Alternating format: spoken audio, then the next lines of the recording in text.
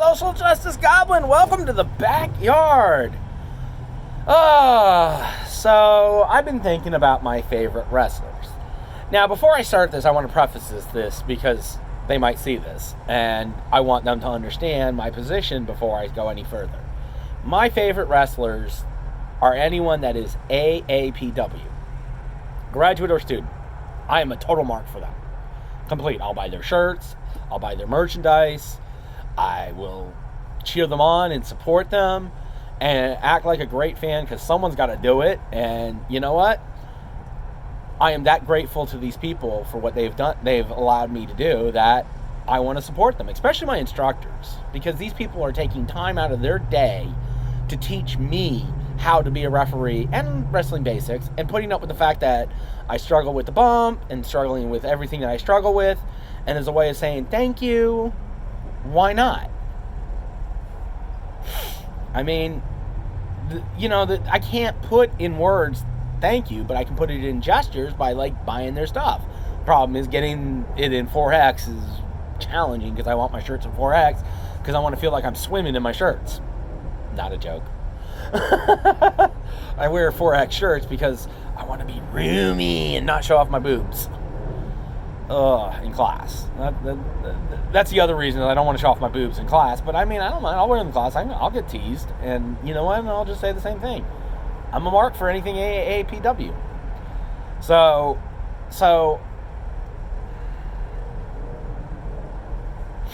there's that said. I mean, even though I am required to work the show and part of the show, I guess, because that technically makes you, I don't know if that makes you part of the show or makes you a player in the show. I'm not sure how that all kind of, because I mean, I do ring girl usually, but not always.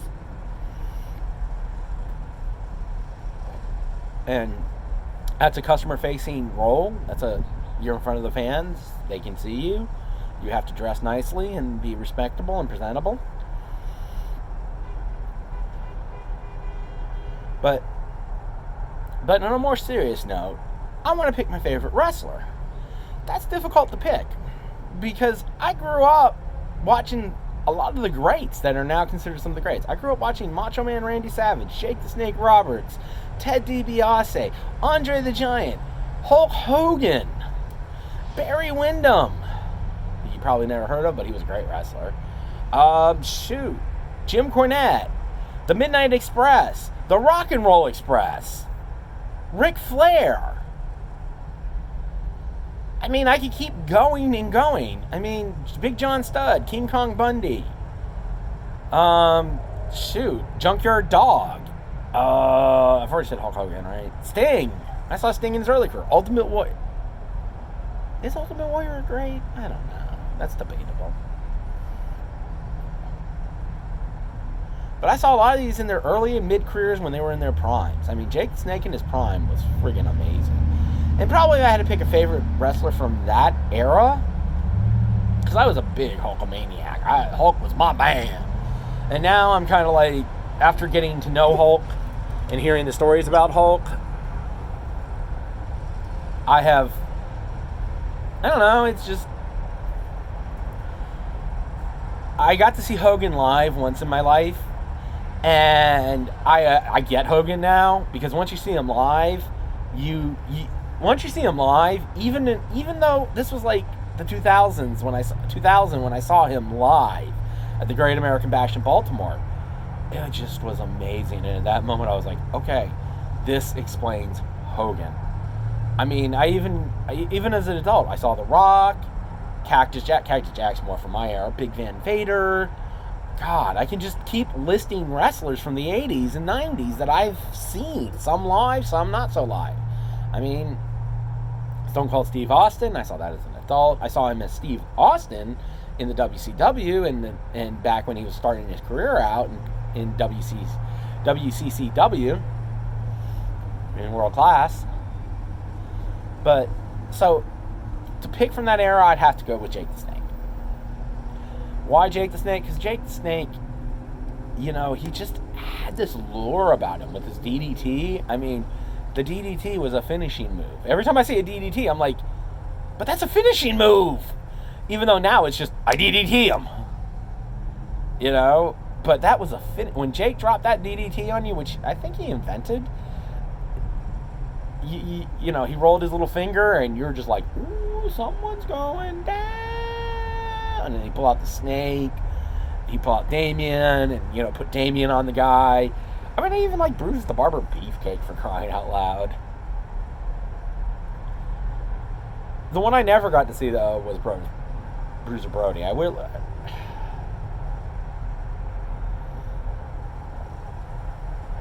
And there's just so many great wrestlers out there that I've seen. And being a fan for 30 years, or more, 20 years, God.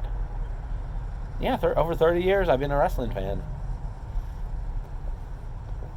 But if I had to pick one wrestler that I love the most, that would be Zack Ryder. And Kurt Hawkins a little bit, because he's Zack's little buddy and they're in the team. Actually, a lot with Kurt Hawkins, but Zack Ryder is my favorite wrestler. And you're going, but hold on, you have so many greats to pick from to say your favorite wrestlers. Obviously, AAPW wrestlers are my favorite, like Rayo and Johnny Cruz and Christina Jane, whose name I'm going to mispronounce. Insane. Mandy. Shoot, there's just so many. Even Greenback. But it's different when you go to school with these people and they teach you and stuff like that. But amongst all these legends, notice I pick a modern wrestler, Zack Ryder. And you're going, why Zack Ryder? I mean, it's not like he's having a stellar career right now. At one point, he actually got a push. And in fact, in one point, there was a chant in Madison Square Garden when he wasn't even there. That's how over Zack Ryder was. And as he likes to point out his push, he pulled a Dolph Ziggler. Evidently, from what I understand, Dolph Ziggler, you know, from what I see from articles I've read, he complained. And honestly, don't complain. It's the wrestling business.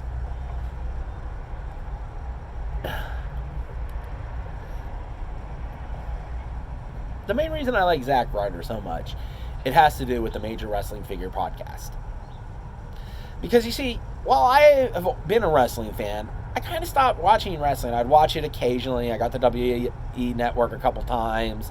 Watched a couple WrestleManias because, you know, it's WrestleMania, the best show on of the year.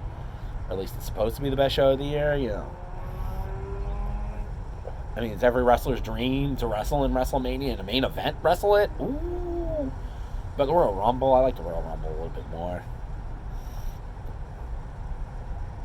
And yes, I have not seen the first Royal Rumble. I read an article about it. It didn't appear when I was in Europe. I was so disappointed too. I was like reading the article, I saw Jim Duggan, and they went into the description. I'm like, oh, because we got Survivor Series, but I saw the first Survivor Series. That's how old I am. With the Conquistadors! Anyways, that was... Conquistadors, for you don't know, were some jobbers in golden suits, and they were called the Conquistadors, and they were in the tag team five tag team elimination tournament as heels, but they were also, you can find they were also jobbers who wrestled, and then Edge and Christian did stuff with them too, you know, pulling wrestling history there. That was so cool when they did, we're the Conquistadors.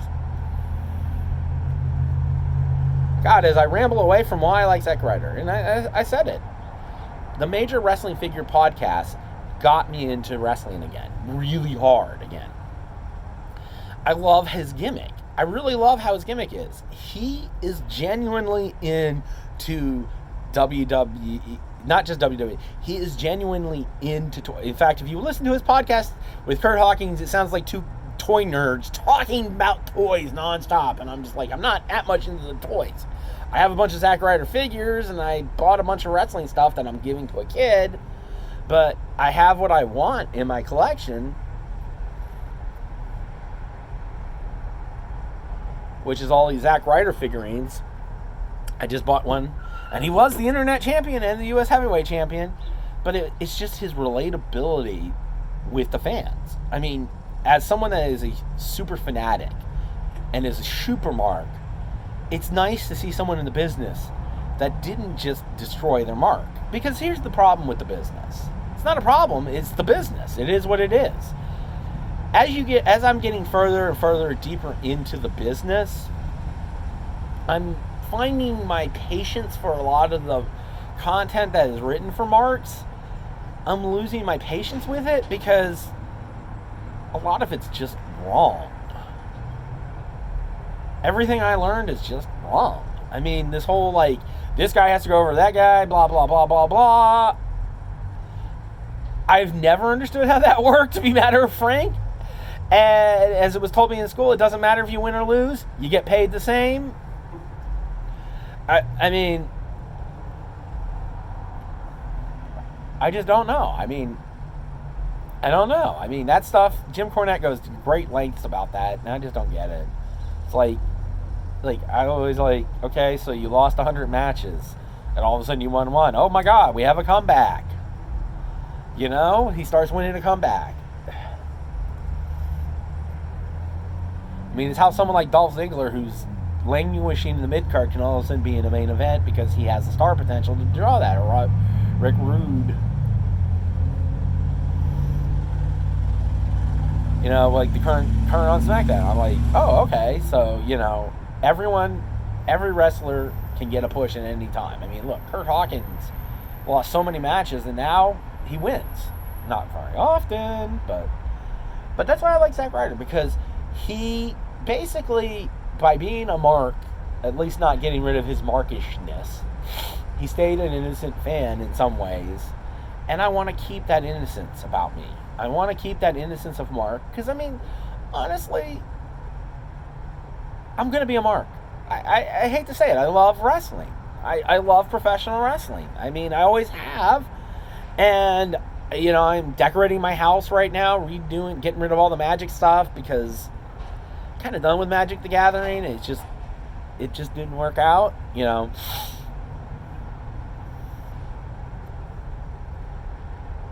You know, people weren't very kind to me in Magic, and I grew tired of it. You know, women in Magic, really? That's the problem. You treat the women like crap in Magic, to be matter of frank. There just isn't that many. It's like wrestling. Actually, my wrestling school has a sizable number of women, and we're growing in the women category, but ratio-wise, there's less women than numbers-wise, there's less women than men.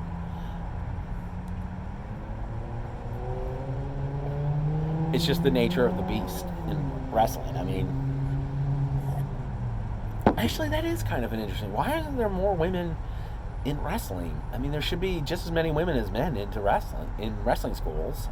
I mean, and as we move more and more towards a blended male versus female, and we stop having this whole gender thing, God, that's a whole separate video about how women's wrestling, what's the evolution of women's wrestling, and what's going to happen in the future, because I don't know. But anyways, Zack Ryder is my favorite because I identify with him. I mean, as a mark, he's a mark. The other thing that makes me love him, he's a kid from the suburbs like me, who said, I'm going to be, you know, you always remember that one kid who's always said, I'm going to be this, or I'm going to be that. You know, I remember one time, I'm going to be a stuntman, or I'm going to be a professional wrestler, blah, blah, blah. And you never do it, because the reality is, you just don't have what it takes to get in. You just don't want to. I mean, you grow up, you get a job, and, you know, and you get involved in life. But Zach was that kid that said he wanted to be a wrestler, was very passionate about professional wrestling, had all the toys, played with them, never lost his love for the toys, and his love for all merchandise and all kinds of things wrestling. I mean, he has the freaking belts. I have a belt, too. I have 2 belts. And a pile of mini belts. But, yeah. Simply put, Zack Ryder just really connected with me as a fan. And that's what my goal is to be that person that as a ref. Because, let's be matter of frank, who gives a flying toss about the ref? It's nice to see refs now getting some credit, because some of the refs in AEW, Audrey, for example, is getting mainstream attention and is getting respect. And then there's another referee, I can't even think about it, Brian, I think it was. I can't think of their last names.